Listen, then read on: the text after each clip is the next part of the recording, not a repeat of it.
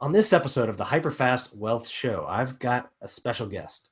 This guy started investing in real estate in 2008. It was his side hustle for over half a decade. And since then, since going full time, he's scaled a business, has a really awesome niche process, niche product, and niche market. We're going to get into all of that and more. He also runs a huge Facebook group for real estate investors. Welcome to the show, Josh Cohen.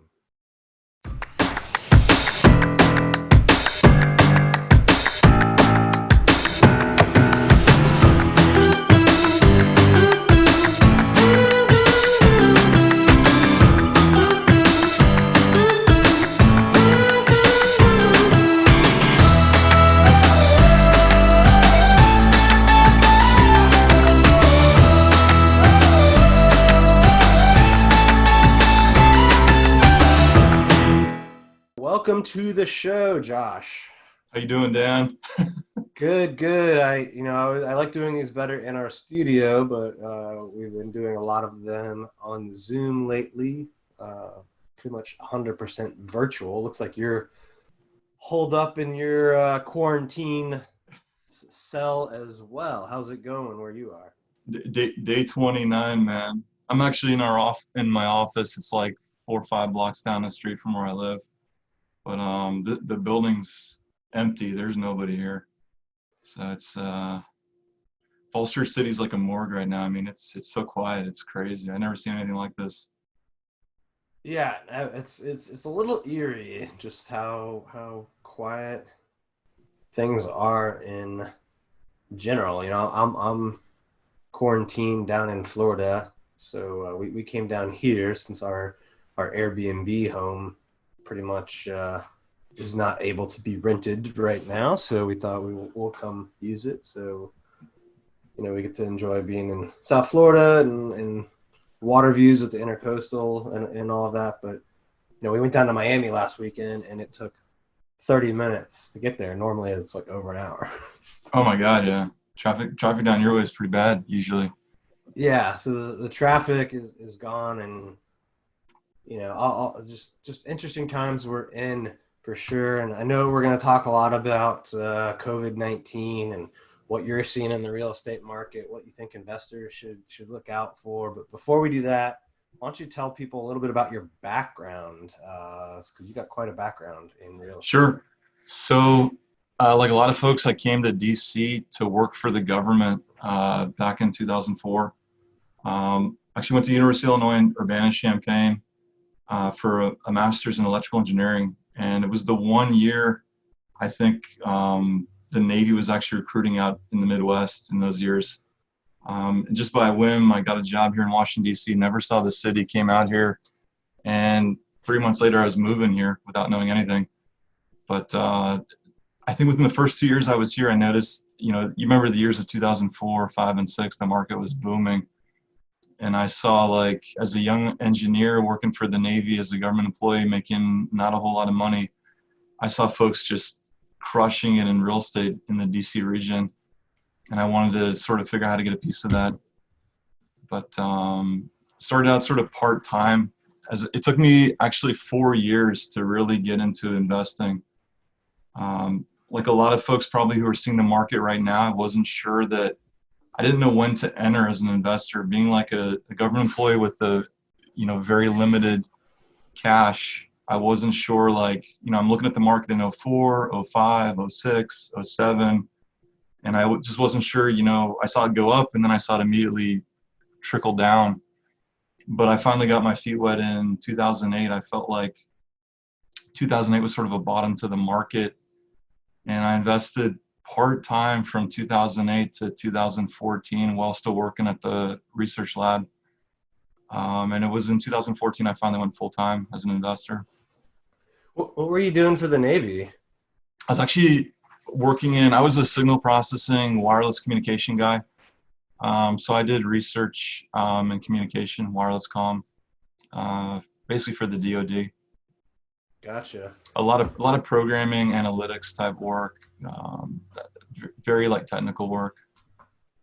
So you got about five 5 or so years of experience is doing this as a side hustle, and then a little over 5 years now doing it as your main Full time, correct. gig. Yeah, tell us like the evolution of how that grew, and like what's different, doing it So when I part time versus full time. I think like a lot of your viewers may know, like when I was starting out part time, it was actually myself and a partner from where I worked at that time, and we were both scared. We had limited cash. We weren't sure honestly if the business would even work, because I don't know about, a lot of your viewers might be like me, but nobody in my extended family or friend base at that time knew anything about real estate investing, or even real estate in particular.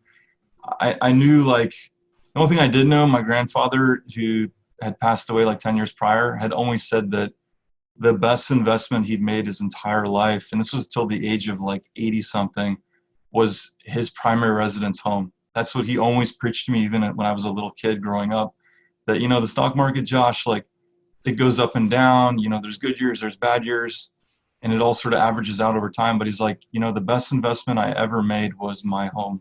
He's like, and he told me the numbers of the house. That only stood in the back of my mind, like real estate was, it's going to be it's a great investment, even for someone like my grandfather who knew nothing. He saw that as the best investment in his life. So he kind of planted that seed in your head, and then you kind of went with it, right? Exactly. So sort of like 2008, I started to see, like, I felt like I didn't know anything really. I didn't study market cycles like I do now. I didn't really know anything I wasn't very sophisticated as an investor, but I sort of felt like at that time, 2008 seemed like either it was a bottom in the market or very close to it. And I'd been looking and looking and looking and looking for deals. I'd called probably every realtor in town. And it was like one day after work, a realtor reaches out from Arlington, who worked for, I don't know if you know Saab Realty. She worked for Saab Realty at that time. And she's like, Josh, I got a deal in South Arlington. It's a foreclosure. It's an REO that our firm represents. She's like, if you can't buy it, she knew I was like a looky-loo. I'd been looking for deals for months, like one of those guys who just called and never bought anything. And she's like, I know you've been looking for months. If you can't buy this deal, you'll never buy anything. And she's like, I'll give you till tomorrow to give me a decision. So it was like a row house on South Oakland Street in South Arlington, sort of off Walter Reed Road. Yeah. And she's like, it's 175. Don't try to lowball me. The price is firm. She knew I was going to probably come in lower. She's like, it's 175 firm. Take it or leave it. And that became my first deal. We bought it for 175. We put about, it was like 35K into it, and we sold it in a down market. You remember the market in those years was pretty rough to some extent. There were almost no buyers out there, and we sold it within, renovated and sold in like 65 days. She brought us a buyer 30 days after we bought it who wanted the finished products. We sold that for $349. I think our first deal was like $110,000 on our first flip, and I was sold in the business ever since. Yeah, in 2 months, that's probably more than you were making in the Navy at the time. I was making like $62,000 a year at the time working for the Navy. And I'm like, man, this business, I called my parents and my sister. I'm like, man, this business actually really works. So, but part of the evolution, like if you go back to evolution, I mean, like a lot of folks, like especially for myself, if you come from like a 9 to 5:30 day job, and you're taught like as a kid that, you should grow up into a corporate position, elevate to the top of a company as best as you can. If that's sort of where you come from, you have a big fear factor in terms of, you're fearful of leaving that sort of guaranteed biweekly paycheck. It becomes like ingrained in you that it's just hard to leave. And so I spent 6 years, like, even though I was making it, I think by 2010 or 11, I was making 3 to 4 times my full-time day job in part-time income annually. And even then, like, I still was scared to leave. And when I look back on it now, there was one turning point in 2014. And that was like, my mom calls me up one day and she's like, you've been doing this part-time for 6 years. Like, you're making good money. What are you afraid of? Why don't you just get rid of the day job and take a chance, like bet on yourself and see how far you can go with this. And between that and something else I'd read, which was, and it's so true because I lived like, I don't know if you know this sort of mentality, but I lived like this. If you're an employee in a corporation, it's often that you'll have sort of two accounts. You'll have like a checking account and a savings account, and your biweekly paycheck will go into your checking account, and you'll put all your savings in a savings account. So a lot of folks will run their personal checking accounts like I did down to practically zero and keep all their savings in a separate account.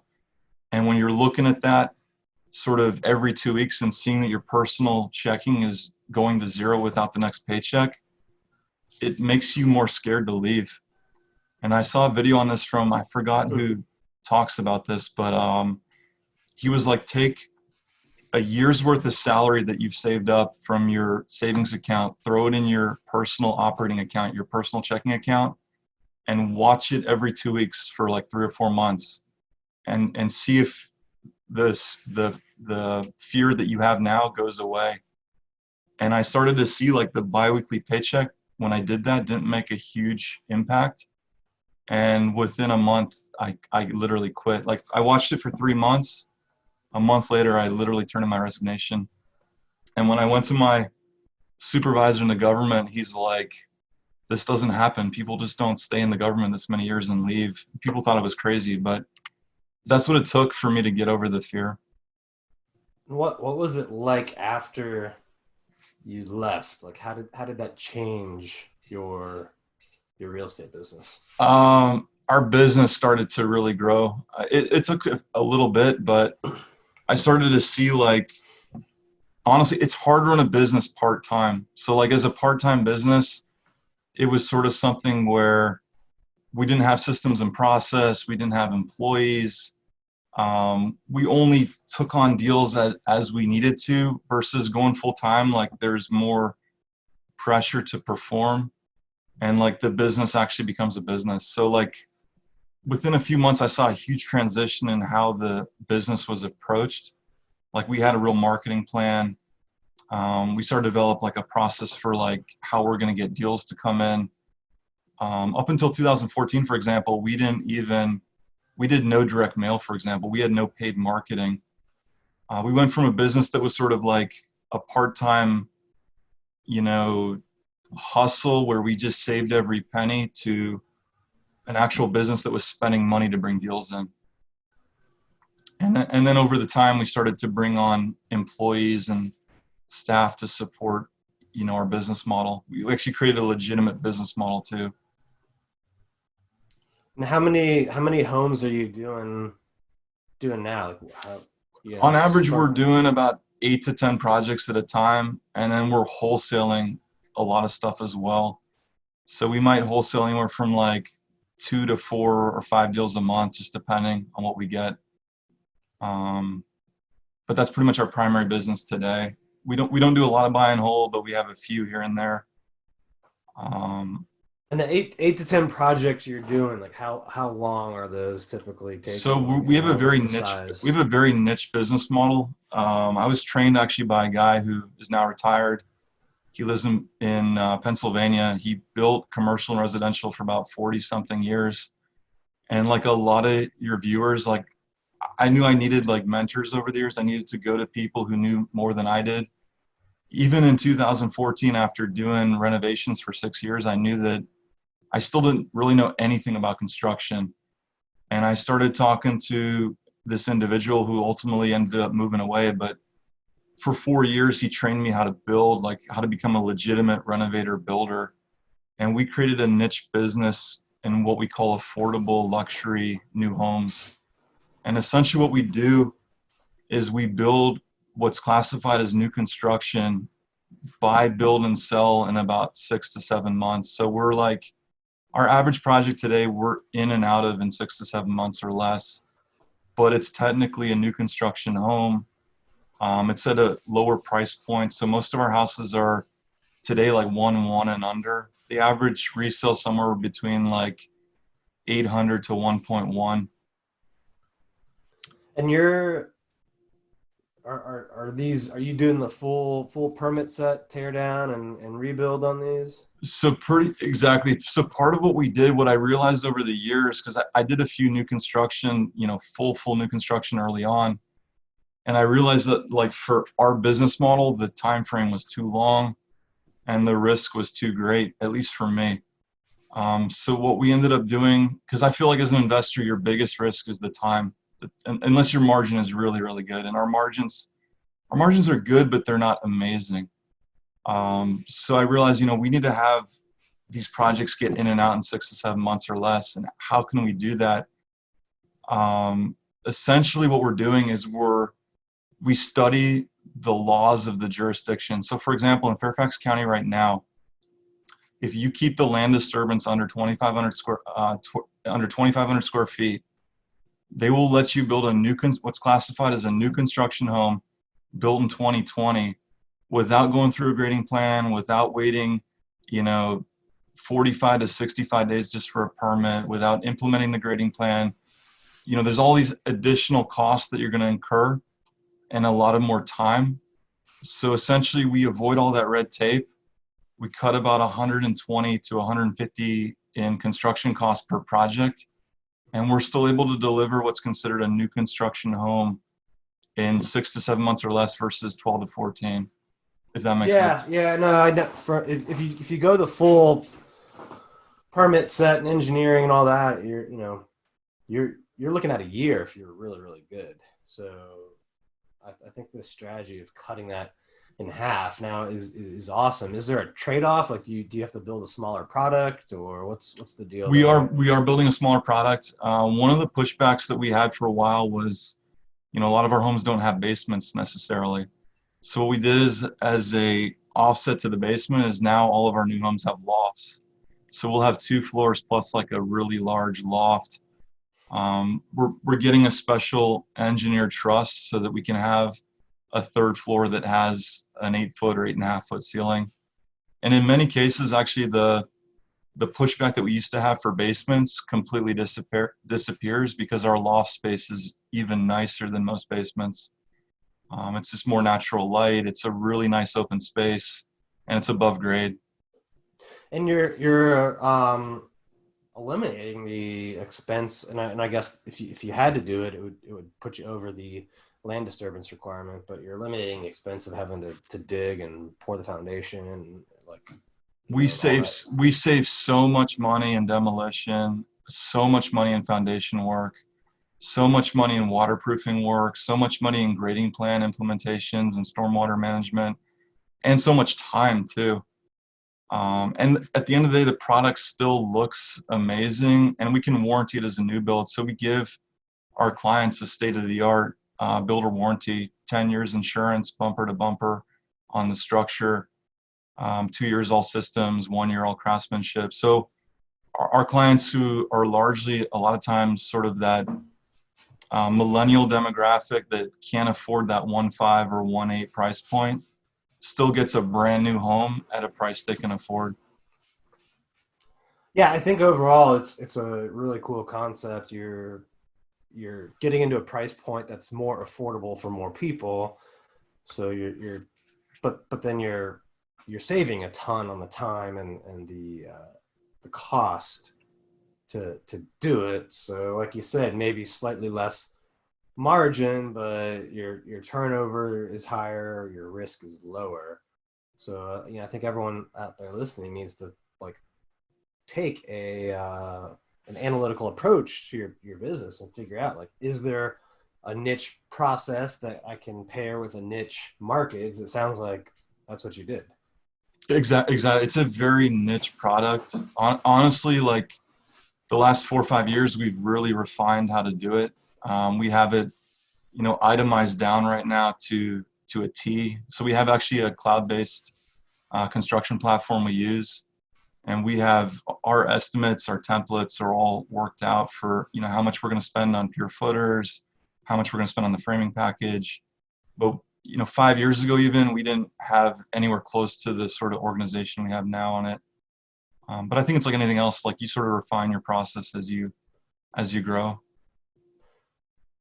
I agree completely. What has the impact been? I know we talked a little bit about this before the show, but what has the impact of the coronavirus been so far on your business? Everything from the sale at the end of it to, your ability to find deals right now, uh, investor capital, permitting process. Like let's go through it all because I know a lot of people are So nervous out there. on the permitting side, we got 3 just sitting in permit right now that have gone nowhere in more than a month right now in Fairfax. Fairfax just literally went to the sort of virtual system in the last 3 weeks. And since they've done that, it's been like nearly impossible to get anything done. So we're just sort of sitting on this stuff right now, and it's going nowhere. In terms of new deals, we're definitely seeing a lot of fear in the marketplace. I personally am seeing like 90% of the investors are at a standstill. They're not sure what to do. I think fear has like driven them to just total paralysis. And then you got the other 10% who, these are investors who've been around for a while and they're just going all in. They're cold calling, they're text blasting, they're following up with their lead databases, and they're finding incredible deals right now. So it's sort of a tale of two worlds, I think. What are you seeing on the final sales, like your products that are done or near completion? We've had a couple different issues. We had one where one of the buyer's spouses lost their job in the middle of the transaction. We have another that has a move-up buyer, and that move-up buyer's had issues selling their existing house. Although it's finally under contract, I believe now. There's been some shakiness even on the lending side, like the lending programs are changing. It seems like daily. They're getting a little bit tighter. But at the moment, I haven't seen a huge impact. Actually, in Falls Church, things are actually, I'm hearing stories from like other places like PG County and even some parts of DC, maybe like sort of transitional parts of Northeast or Southeast. But at the moment, I'm seeing like Falls Church inventory is still moving pretty quickly. And the same in Falls Church City, and to some extent the same in Annandale. So I think the closer in communities inside the Beltway are still pretty strong at the moment. Yeah, we've noticed similar trends. What about investor capital? Have you noticed any difference in what it takes to get someone to invest in a project right now, or if you have to raise funds? I think on one side, like I've read a lot of reports how Wall Street sort of fed this whole hard money boom the last 5 years. So apparently in the hard money space, I didn't even really know this, but in the last 5 years, Wall Street was like basically the end user of 90% of that capital. So when we started to see hard money at 8% and 2 points the last 5, 6 years even, most of that money was coming from Wall Street. From what I understand, like most of that Wall Street capital is pulled out at the moment. So hard money lenders are becoming, really hard to identify. If you're an established investor, I think you can still get a loan. Granted, the rates are going to be higher. So if you were paying like 8 and 2 even a month ago, you might be paying like 9 and 2 or 10 and 2 right now. If you're someone less experienced, you might be going to somebody like Dominion or Templeview, and you might be paying 13 and 2. I think hard money's gone back to what it used to be in the early 2010s, which is, it's all relationship, it's private investor capital, like real individuals lending. So you're going to pay more for that money. On the investor side, our personal investors were a little bit scared, and then we started talking about, what kinds of opportunities are going to be out there. And for the moment, like our folks are excited, about the near future and beyond. I could share with you like sort of the things that we talked about, but a big part of it was like creative financing coming back. That there'll be more deals potentially to buy that you can buy and hold. So we're looking at a lot of stuff in the upcoming years could be buy and hold for us. Yeah, I agree with all of that. I mean, I've noticed, a lot of investors are more nervous. hard money is changing, traditional money is changing. None of it though is insurmountable if you have a good deal. And that's like kind of always been true, no matter what the market is. If you can find a good deal, you'll find a way to get the capital you need, the financing you need. I definitely am seeing on the wholesale side. So we've had like, I think about 4 or 5 wholesale deals this past month. All of them sold probably somewhere around 10% less than what they would have like a month ago. But as long as you got a good enough margin, I mean, I understand why they're selling 10% less. People are kind of scared. They're unsure. But as long as you have good enough margin, I mean, you can still make money as a wholesaler right now too. I do think location though matters. Like you got to get deals in good locations.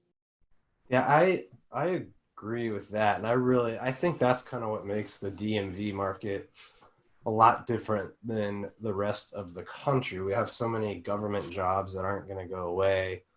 And I think at a certain price point, there's just a lot of resiliency. And my kind of thinking, and yeah, this is a little bit of a crystal ball on my end, but DC already had a housing shortage projected over the next decade, like 374,000, something like that. Mm-hmm. And now you're seeing this weird combination of, a few buyers are deciding to wait, and investors and development is a little slower. So I think at some point, I don't know when, so you have to be able to have projects that make sense now, but at some point you're going to see this release of like pent up demand where you'll see the buyers who waited a month or 2 or 3 or however long this lasts, plus the normal buyer flow, all competing for slightly less developments that are in the pipeline. So I think this could help at some point help the supply and demand balance get even more unbalanced, because it's already a little bit unbalanced in our markets, or some of them anyway. And I don't know what your thoughts are on that. So I tell you, so like I think what I see from investors that I know and the group that we run, I think a lot of investors don't have a business model. And I know you from all the stuff that you've done, I'm sure you guys have a really crystal tight business model. But it's funny, in the investment world, like a lot of folks get into this and like they come from really diverse backgrounds. They could be really successful in what they did previously, but somehow a lot of folks, when they become investors, like forget to like put a business plan together and forget to like create a model. And I think, so one of the things that we look at is we have, like, for example, what you would call a seller avatar, and we have a buyer avatar. So for a seller avatar, we have a certain clientele that we know are an ideal fit for us to buy from. They have a 1950s house, they have a one-level type tear-down property. It's in an infill community that is desirable to us and our prospective buyers. We have this avatar that describes who we should be talking to buy deals from. And the same could be said about our buyer avatar. Our buyer avatar is largely, this sort of educated millennial, good salary position base of clientele that is looking just probably outside of Arlington because they can't quite afford Arlington. I think you have to sort of look at your whole business model and see how it is going to be affected with COVID-19. But I think it comes down to like what you talked about earlier with me offline. I mean, does your buyer avatar, are they going to struggle to get financing in a tighter financial market? I don't believe that our buyer avatar will, because they have good salaries in general. They have good income. They have good savings. They probably have really good credit scores on average, would be my estimate. If your buyer avatar as an investor is, if that demographic's losing their jobs right now, or they don't typically bring as much money for a down payment, or they have lower credit scores, that segment of the real estate market could have a larger impact. What do you think are some keys that a real estate investor should do differently or should do more of right now, regardless of what their model type is or the business model is? I would say more direct to seller marketing. I would say a lot more. I think there's too much of the same message going around, and people are scared. You have to put yourself in the mindset of like who your seller. If you're talking about sellers, I think you have to put your mindset in terms of what is a typical seller thinking right now. I think if the conversation's only about, selling your house fast for cash at this moment, I think that message is going to get lost. So to give you an idea, one of the things that we're doing right now in the markets that we work is a person on my team is putting out care packages in the community. Just let people know that, DC First Properties is still in the neighborhood. We're still building. Forget about real estate. If there's anything that you guys need, we're available. Just give us a call. I think if the message is only about buying the house fast for cash right now, I think that message could get lost. Maybe making the calls, doing text messaging, sending out mail pieces that have a different message that, just sort of have more empathy or whatnot for what's going on. I think that's a better message to have. Yeah, I agree. I think you might want to add to that, or something you could experiment with is add the safety element. Be like, look, we know this is going on, coronavirus, but we also know you might need to still sell your home. Here's what we can do differently to help minimize exposure during that process, right? Like, and you could kind of pick on the traditional real estate agent depends on getting lots of buyers in your house, and you can show us your house virtually or on FaceTime, and we can look at it and tell you what kind of offer we can make, and sure, you don't even have to have one buyer come into your house. Absolutely. I would tell you another thing actually that we're doing. I 100% agree with what you just said. Part of our care package, by the way, is sort of that. It's that sort of message that goes with the package that says, we're still here, we're still buying, we're in the community. If you're thinking about selling or there's anything we can do for you, please give us a call. So I 100% agree with what you just said. The other thing I would say, I lost my train of thought here. Oh, we're also adding to our arsenal right now, and we have a good example of this yesterday, is that more creative financing is coming around. And I think if you're an investor who's in a position to explain to a seller, why they should consider owner financing or some sort of creative financing, the chances are better for you to getting that deal. One of the things that we've talked about, or we've trained our folks to talk about, is that, financing has been dramatically impacted. If you're a seller, we can't be looking at comps from 4 or 5 weeks ago. We're in a different marketplace today. So, we're in a different marketplace. The financing's impacted. People are losing their jobs. Cash has become more expensive. That's another thing we didn't touch on, but cash is becoming more expensive.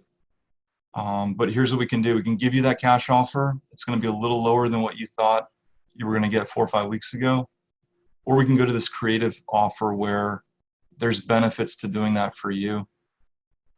Yeah, I like that approach too, because you could tell them, like, look, I'll give you some cash out now so that you got safety, security, and you get some cash, but rather than you go put that money at risk with the volatile stock market or make like nothing on interest rates now, because they can't earn shit on a bond, give me seller financing for 70%, 80%, or whatever you need for your project, and I'll pay you 5-6%, whatever. Like, you're not gonna get that, securely, safely in any other vehicle right now. And if you need some of the cash now, but not the rest of it for like 6 months or a year, even, like, why not work out something like that?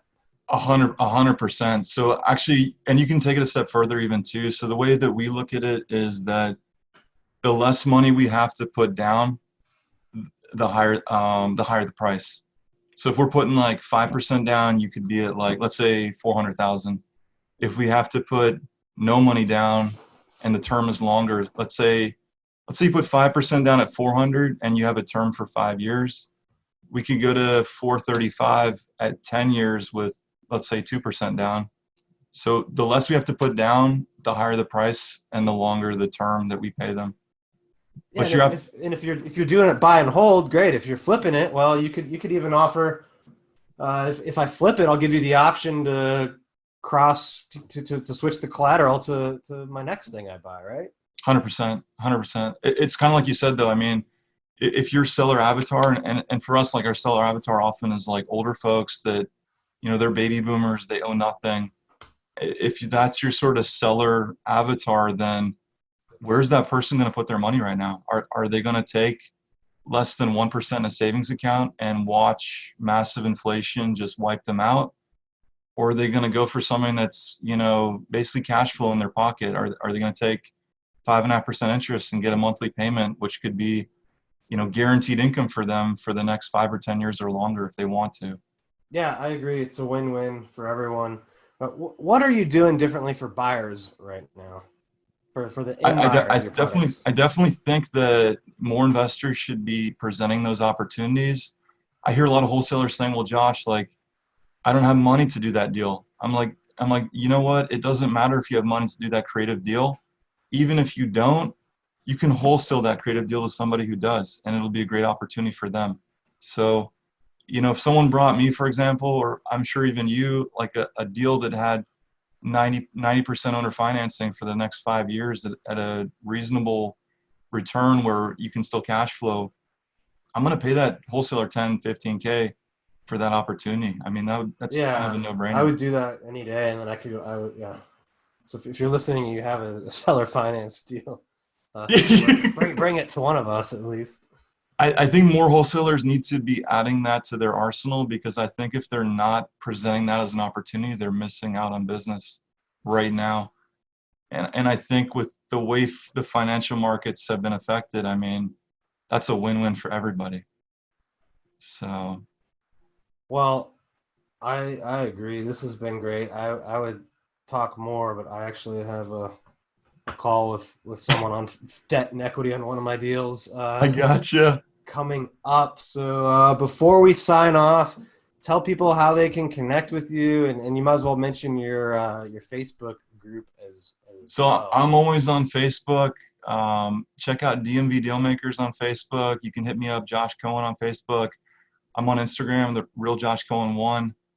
I'm always open to talking to you about your deals, opportunities, investing. And I'm also looking at business opportunity investing as well right now. So if you have a business that you know of that might be for sale, real estate businesses, whatever, hit me up. Dan, I really appreciate you having me out today. I appreciate it as well. And just so everyone knows, DMV DealMakers on the Facebook, that's a group, right? Of how many people are in that now? We're just shy of 4,000. Okay, so big group on Facebook. People are constantly posting like questions or deals or, picking each other's brains. It's an interesting, dynamic of people. Whether you're experienced or whether beginner or somewhere in between, you'll find somebody who's at the same level that you are. And that's a good size too, because it's big enough that there's